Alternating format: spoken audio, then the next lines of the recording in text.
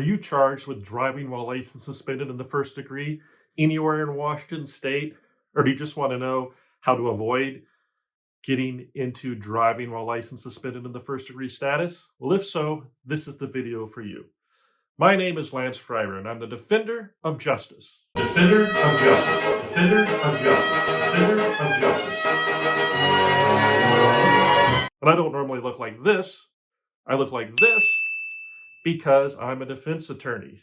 And in this video, I'm going to talk about three things. One, what is driving while license suspended in the first degree and how do we get into that status? Two, what are the penalties for being convicted of driving while license suspended in the first degree? And three, and most importantly, so stay till the end for this, what are some ways that we defend you if you're charged with driving while license suspended in the first degree?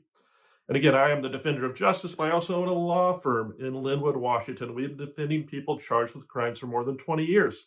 I've been putting out these videos to help people understand the criminal system, understand what to do and what not to do. So if you find this helpful, please stay to the end, like our video, subscribe to our channel. It'll really help us get the message out there.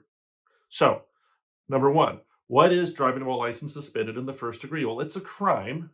It's a gross misdemeanor, and the maximum penalty is a $5,000 fine and 1 year in jail.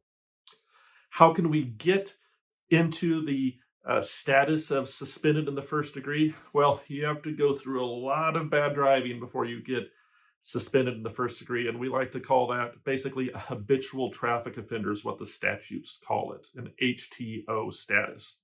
So one way to get into an HTO status is to have 20 traffic infractions within 5 years. That's rarely do we see that. If you have a really bad lead foot, maybe you get 20 infractions in 5 years, but that's not normally what we see.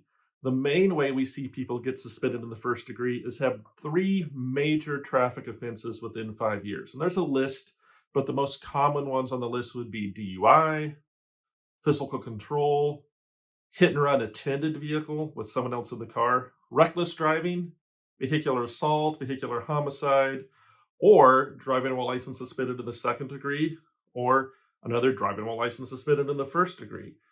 If you get 3 of those in 5 years, and you have to be careful if you have a bad driving record and now you're being offered a reduction to one of those charges, you have to watch out because many attorneys don't know these rules and will miss that whatever deal you might be taking on a case puts you into HTO status. What that basically means is they're going to suspend you. And the rule of thumb, think about it, they suspend you for about 7 years where you're not able to drive. You're not able to get your license back, except in some certain unusual situations. So that's how you get driving while license suspended in the first degree. So what are the penalties? Well, the mandatory minimum penalties for driving while license suspended first degree are some of the most severe in the entire state for non-felony crimes. The only thing more severe is multiple DUI offenses. But a first offense has a mandatory 10 days in jail sentence. If you get caught again, a second offense has a mandatory 90 days in jail sentence.